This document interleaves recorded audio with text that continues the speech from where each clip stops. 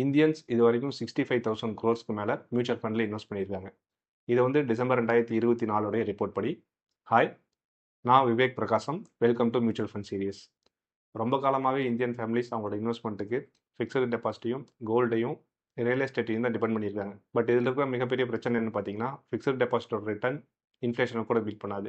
Gold கொஞ்சம் வாலட்டைலாக இருக்கும். Real எஸ்டேட்டில் இன்வெஸ்ட் பண்ணால் பெரிய அமௌண்ட் தேவைப்படும், இல்லாட்டி அது தனியாக லோன் வாங்குற மாதிரி இருக்கும். இதோட பிக்கஸ்ட் மிஸ்டேக் என்னன்னு பார்த்தீங்கன்னா, நிறைய பேர் இந்த இன்வெஸ்ட்மெண்ட் கூட பண்ணாமல் அவங்களோட சேவிங்ஸ் அக்கௌண்ட்லேயே பணத்தை வச்சிருப்பாங்க. இதனால என்ன ஆகும்னு பார்த்தீங்கன்னா, ஓவர் த பீரியட் இன்ஃப்ளேஷனால அந்த பணத்தோட மதிப்பு இழந்துருவாங்க. ஸோ இதை அவாய்ட் பண்ணுறது தான் மியூச்சுவல் ஃபண்டில் இன்வெஸ்ட் பண்ணுறோம். மியூச்சுவல் ஃபண்ட்ஸில் ஏன் இன்வெஸ்ட் பண்ணணுங்கிற மெயினான ரீசன்ஸை நான் உங்களோட ஷேர் பண்ணிக்கிறேன். First, mutual fund return fixed deposit ரிட்டர்னோட அதிகமாக இருக்கும். எக்ஸாம்பிள், நம்ம 5,000 per month ஒரு நல்ல ஈக்விட்டி மியூச்சுவல் ஃபண்டில் இன்வெஸ்ட் பண்ணிட்டு வரோம். 10 வருஷம் இன்வெஸ்ட் பண்ணுறோம்னா 10 வருஷம் முடிவில் நம்ம அப்ராக்சிமேட்டாக 6 lakh இன்வெஸ்ட் பண்ணியிருப்போம். பட் அதனுடைய வேல்யூ பார்த்தீங்க அப்படின்னா 15 18 லட்சம் வளர்ந்துருக்கும். இதுவே ஃபிக்ஸட் டெபாசிட்டில் நம்ம போட்டிருந்தோம் அப்படின்னா 8 to 9 lakh தான் இருக்கும். செகண்ட், நம்மகிட்ட சின்ன அமௌண்ட்டாக இருந்தால் கூட நம்மளால இன்வெஸ்ட்மெண்ட்டை ஸ்டார்ட் பண்ண முடியும். இப்போ ரியல் எஸ்டேட்டில் இன்வெஸ்ட் பண்ணணும் அப்படின்னா நம்மகிட்ட ஒரு பெரிய அமௌண்ட் இருக்கணும். பட் வந்து நம்மகிட்ட 500 இருந்தால் கூட போதும், நம்ம மியூச்சுவல் ஃபண்டில் நம்மளோட இன்வெஸ்ட்மெண்ட் ஜேர்னியை ஸ்டார்ட் பண்ண முடியும். Third, compounding effect.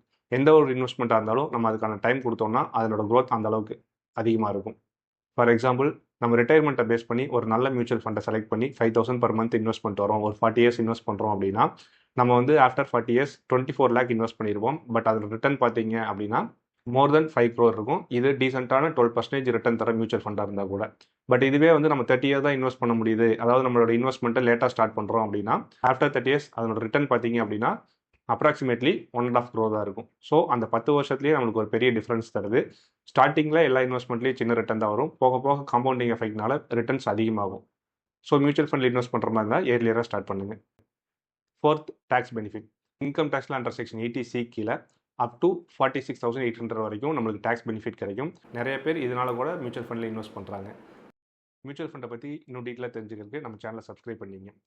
ஃபினான்ஸ் ரிலேட்டடாக இன்னும் எக்ஸ்க்ளூசிவான கண்டென்ட்ஸ்க்கு நம்ம வாட்ஸ்அப் சேனலில் ஜாயின் பண்ணிங்க. லிங்க் வந்து டிஸ்கிரிப்ஷனில் கொடுத்துருக்கேன்.